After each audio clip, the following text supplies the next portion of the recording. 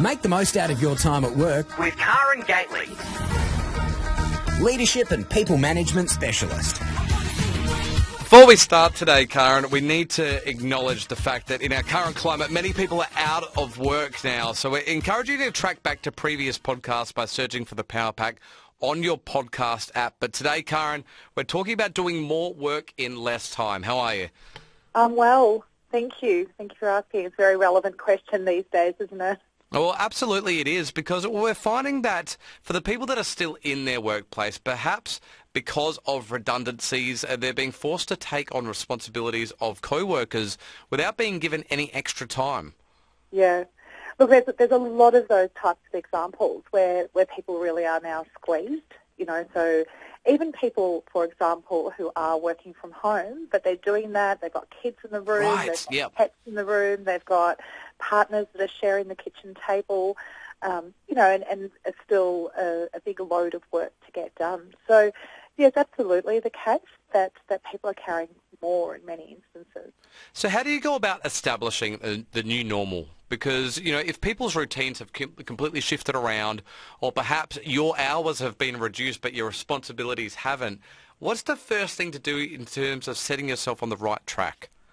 Well, you know, I think as you just pointed out, you know, it is about establishing that new normal. So I think for the first week or two, you know, many people were thinking, oh, this is a very temporary situation, we're going to be back in the office soon, and not really laying down those routines, those, you know, establishing even, for example, the space where I can go and work. Yeah. But I think the reality is we are in this for a period of time, you know, extended period of time. You know, who knows exactly how long that's going to be, but it's long enough to suggest that you are better off, you know, setting up a space, setting up a routine.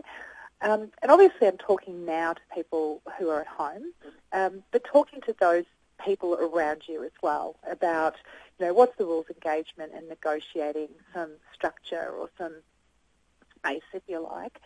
If you're the person that is carrying so much more because, you know, all of a sudden you don't have that colleague standing next to you, Yeah. then again I think what's critically important is that you're working with your leadership team to work out what are the priorities. Because at the end of the day you can't deliver on everything.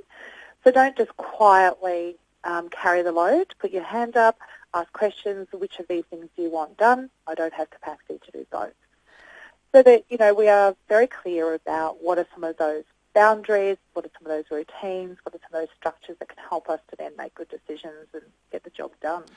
I mean, really, there's not only just a routine squeeze at the moment, but I think in many parts of this country, we're going to find that emotional squeeze as well, whether you're mourning the loss of the traditional workplace or whether it's just the fact that there's so much going on in the world right now. That breeds anxiety, it breeds mental health issues, and then trying to then sit down and focus on your work, it can almost seem like something that's completely inconsequential. Yeah. Yeah, look, I think that's a reasonable statement. I think a lot of people will be struggling with that.